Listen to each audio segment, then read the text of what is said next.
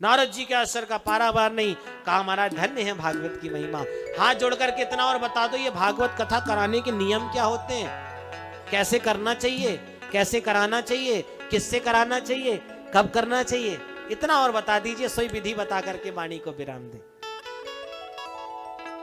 सबसे पहले नारद जी ने वही प्रश्न कर दिए जो हर व्यक्ति के मन में होता है। क्या? बोले महाराज भागवत जी तो हम भी कराना चाहते हैं, पर खर्चा कितना आएगा? बोलो राधे राधे। भाई खर्चा लगता है भागवत में, पंडाल लगाओ, टेंट लगाओ, मंच लगाओ, साउंड लगाओ, कितने खर्चे। तो सबसे पहले व्यास जी महाराज ने खर्चे की बात बताई। भागवत कराने में कितना खर्च आता है? बोले विवाहे यादृशम वित्तम तादृशम परिकल्पय।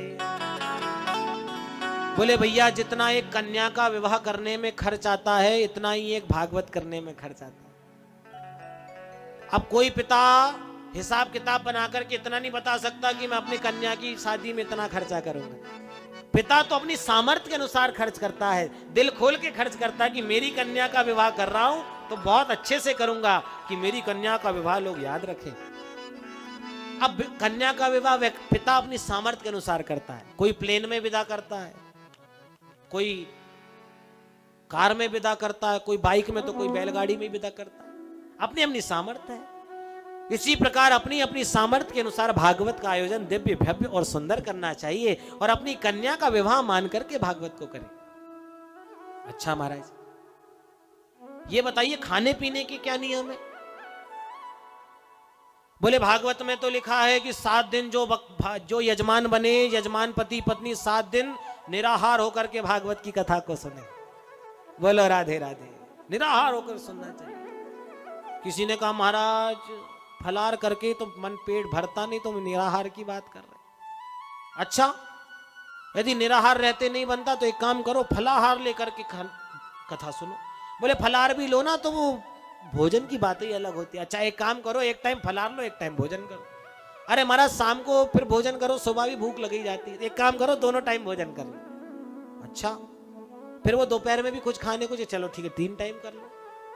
अच्छा रात में भी भूख लग जाती है, शाम को जल्दी भोजन, अच्छा तो 4 टाइम भोजन कर लो। बोले नियम क्या है महाराज? बोले जितना लगे उतना खाओ, जो खाना है वो खाओ, जब खाना जब खाओ, पर कथा सुनने में परेशानी ना हो, इस बात का ध्यान रखो बस। भोजनम तो वरम मन्ये कथा श्रवण कारकम नोपवासः वरा प्रोक्त कथा विघ्न करो यदि। जितना भोजन करना है उतना करो, पर कथा सुनने में व्यवधान पैदा ना हो, इस बात का ध्यान रखो। जब कथा की बात चल रही थी तो सर हमारे घर आए तो कहने लगे वो अम्मा जी बैठ रही हैं, उनको तबीयत खराब रहती है। तो मैं उनको यही नियम बताया ना, भाई भागवत में लिखा ही नहीं है फलाहार करने का। भागवत में तो स्पष्ट लिखा जितना भोजन करना, जितने टाइम करना उतने टाइम करो, पर ध्यान इस बात का रहे कि कथा सुनने में विघ्न ना आए। पता चला कि पेट भर भोजन किए और आके कथा में बैठ गए और घुर्राटे मार, ऐसा भोजन की कोई प्रशंसा नहीं है। इतना भोजन करो कि कथा सुनने में कोई विघ्न ना आए, नींद ना आए, परेशानी ना हो। सो प्रेम से भोजन पाओ और प्रेम से कथा करो। तो भोजन के कोई नियम नहीं, प्रेम से भोजन करो और आनंद से कथा को सुनो। भागवत के दिव्य भव्य भागवत का आयोजन करना चाहिए। सारे लोगों को निमंत्रण देकर के बुलाएं, भागवत की कथा को सुने, सारे श्रोताओं को ज्यादा से ज्यादा श्रोता हमारे यहां सुने, ऐसा प्रयास करना चाहिए। भागवत का वक्ता कैसा होना चाहिए बता रहे। विरक्तो वैष्णवो विप्रो वेद शास्त्र विशुद्धिकृत दृष्टांत कुशलो धीरो वक्ता कार्योति निस्पृहा। भागवत का वक्ता कैसा हो? कैसे वक्ता से भागवत कराएं? आजकल बहुत भागवतें हो रही हैं, पर भागवत का वक्ता होना कैसा चाहिए? भागवत में लिखा है, पहली बात बताइए विरक्त होना चाहिए। किसी भी प्रकार से कोई किसी प्रकार की कोई कामना ना हो, विरक्त हो। दूसरी बात विप्र होना चाहिए। अब विप्र शब्द में भी 3 भेद हैं। विप्र बनता कैसे है? ब्राह्मण। विप्र का मतलब क्या होता है?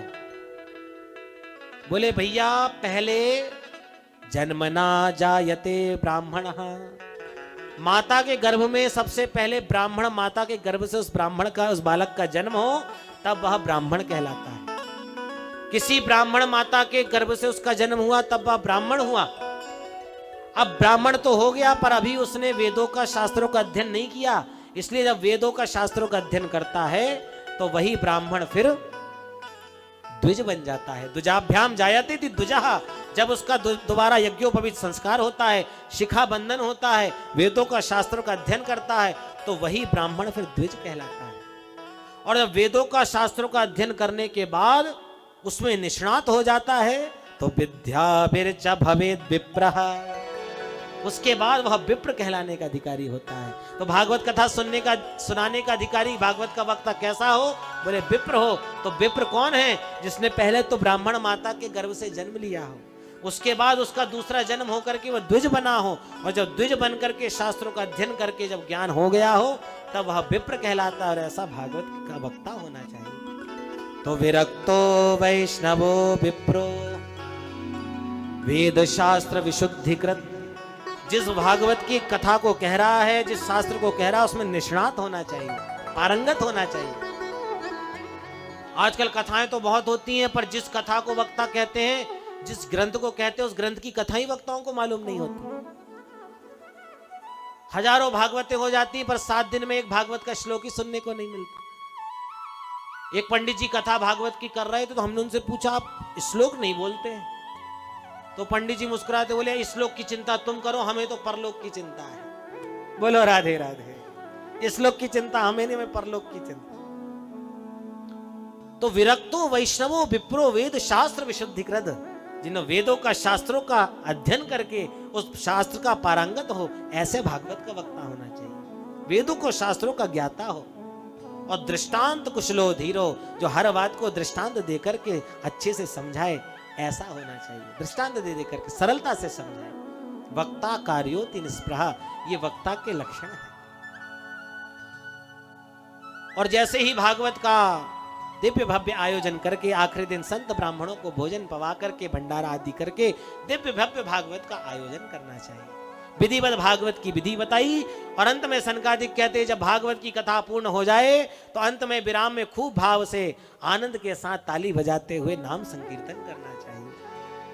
जैसे ही नाम संकीर्तन की बारी आई, अचानक वहां पर श्रोता समुदाय तो बैठा ही हुआ था, प्रहलाद जी प्रकट हो गए।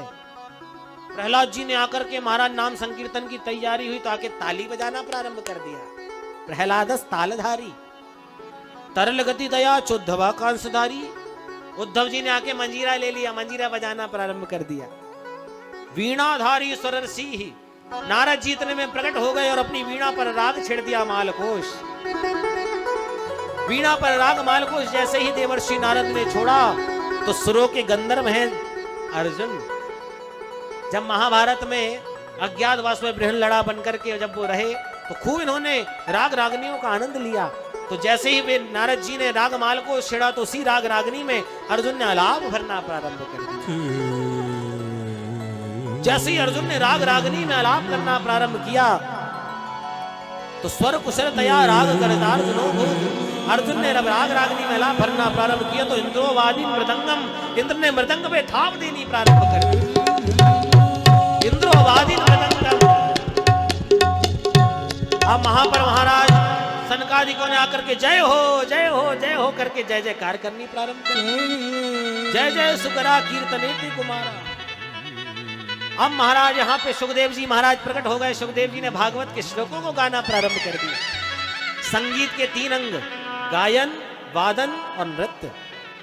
गाने और बजाने वाले तो दिख रहे हैं पर नाचने वाला कोई नजर नहीं आ रहा। जैसी नाचने वाली की कमी थी तो अचानक वहां पर साक्षात भक्ति महारानी अपने दोनों पुत्र ज्ञान वैरागी के साथ प्रकट हो गई और ताता थैया करके भक्ति महारानी ने नाचने की कमी को पूरा किया। और अद्भुत नाम संकीर्तन आज सारे जगह पर हो रहा है। आइए हम भी इसी नाम संकीर्तन के साथ ताली बजाते हुए अपनी वाणी को विराम देंगे। पर कैसा संकीर्तन हो रहा है जरा सुखदेव बाबा की वाणी में श्रवण करें। प्रहलादस्तालधारी तरल गति दया चोद्धव कांसधारी वीणाधारी स्वर रसी स्वर कुशलतया राग करता जुनो